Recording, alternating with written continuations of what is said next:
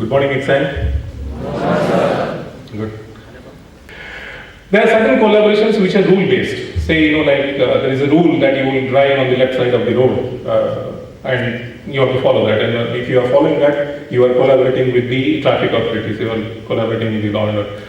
So there is also, a collaboration as a skill-based. So, in a typical industrial environment or, in an organizational environment, different people are pulled together based on their skills for a particular project. So there is a skill-based collaboration that is happening. Or maybe if you look at an external environment, for a particular project, there may be, few organizations who would, depute people of certain skills or groups of certain skills or competencies to achieve, certain goals. So that is a skill-based.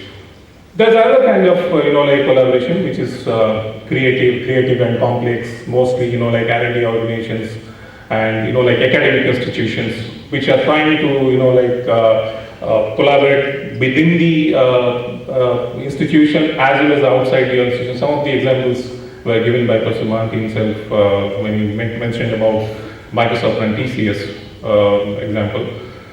So these are the type of collaboration that probably happen, or the collaborative strategies would primarily emanate from these type of parameters.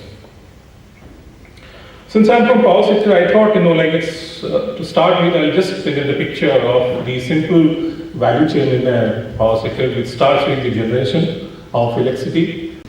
Okay, so it starts with the generation, transmission and distribution. So in generation is basically you burn coal, or it's a hydroelectricity, so you run the water through a turbine to run a generator and produce electricity. Those are then carried in extra high tension transmission towers, brought down to a voltage which is available to distribution, and then distributed.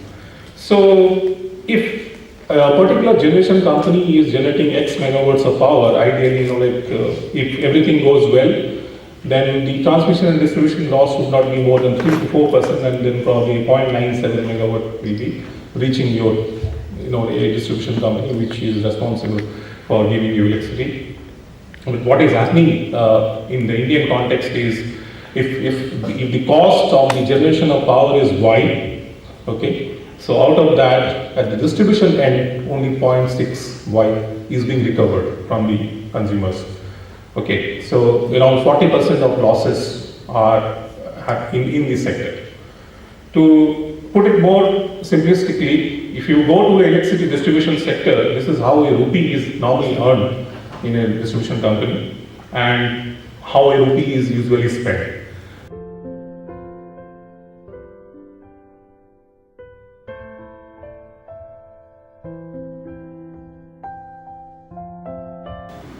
So before, we've heard a lot of talk on collaboration. I thought I'll spend the bulk of my time talking about complexity, and therefore why collaboration. I just read when I was preparing for this that the top 200 companies in the world lose roughly 10% or more of their profitability to what they call as business complexity. So that's a staggering figure when you look at the top 200 companies in the world, and they say over 10% of their profits, and this is from a study done by the Warwick University and the Simplicity Foundation.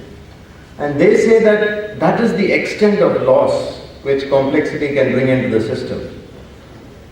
So what is this complexity and where does it stem from? And broadly put, I thought we could crystallize it into 3 types of complexity. The first is a complexity which comes out of the environment, the macroeconomy, a lot of factors which create complexity for people doing business. The second is a set of complexities which are created by the companies themselves, what I've put there as a marketer. Now, I must admit, before I go further on this topic, when we got this topic and when I saw the list of speakers, I thought that this is such a wide topic that it could be like 6 blind men describing an elephant, because we'll all approach it from different ends. And as a marketer and a brand consultant and an advertiser, that's the lens I'm using. So for me, marketers are often the biggest source of complexity themselves. And we'll talk a little bit about how they add complexity to a system. The third layer, which perhaps adds the most complexity of all, is the consumer. And how the consumer changes can add complexity which is way above and beyond any of these three.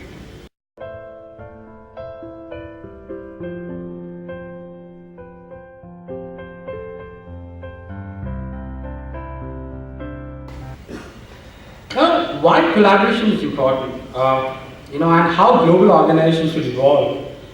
I picked up something from a book by Bleak and Ernst called Collaborating to Compete. They were basically partners with McKinsey and Company. So the book may not be available in public domain, but it's a publication which is there.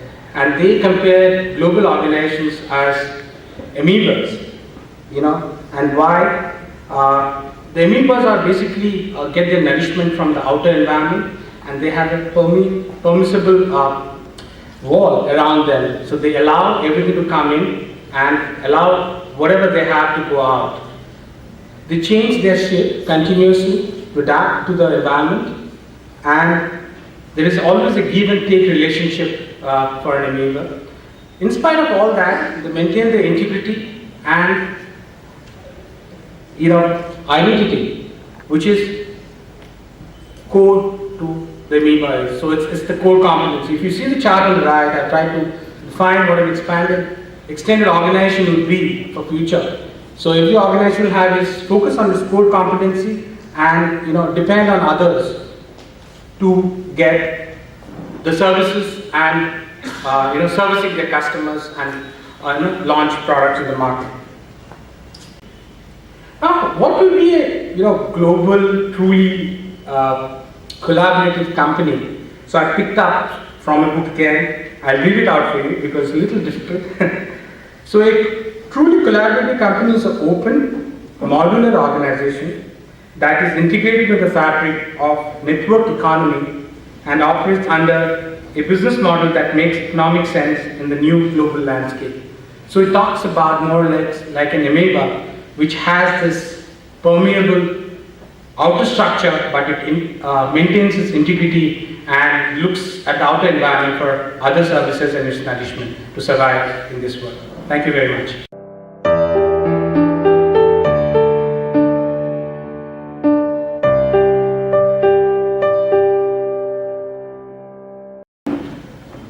Now coming down, let's see what we do here. I would like to highlight the various points of collaboration we have with various stakeholders, but I will focus more on the power side. But before that, just to highlight, our aim has been to become the #1 dairy company in Eastern India. To do that, we need three things: right in place and very robust. Firstly is input. We need simple, pure and unadulterated milk at the right price. Then we need to process it with the best of technology possible.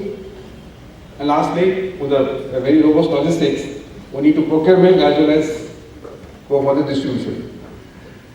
Now, all these three factors are very critical, and you see in Odisha, the next slide, so many challenges we face. When we started in 2010, firstly, sourcing side, the whole environment of milk sourcing in Odisha is unfortunately totally vitiated. To get unadulterated milk, pure milk, is a challenge. It is surprising, but it is true. The productivity is very poor. In fact, if you see the list of productivity in India, we stand almost at the bottom. I'm discounting the northeastern states and the hilly terrain like Himachal and other states, whereas this dairy is not developed. But other states, they are almost towards the bottom. And our network, because of low productivity, is highly dispersed. So getting the whole things together is a big challenge.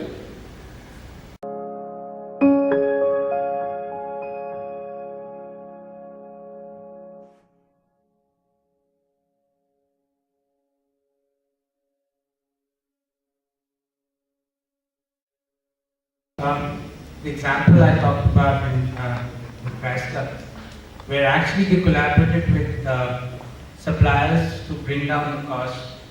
Now, if the supplier cost is brought down, the input cost of the manufacturing of the end product goes down. And that's how the profitability of the car manufacturer goes up.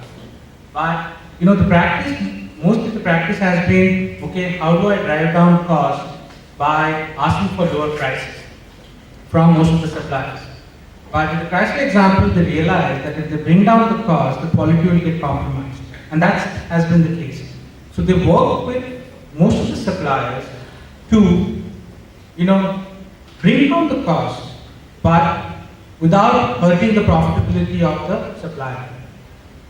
So what they did, they collaborated with the suppliers for ideas and thoughts by which they can bring down the cost of a particular product or service. And this actually, you can go and check on in the net SCORE model. It's a hugely successful model, and Chrysler survived on that. And they did it very, very successfully. Not only they did it, and they actually paid back the suppliers 50% of the saving, or the cost saving. They gained from the idea that the supplier gave them. And it created an environment, an ecosystem where everybody survived and everybody, made money in the process.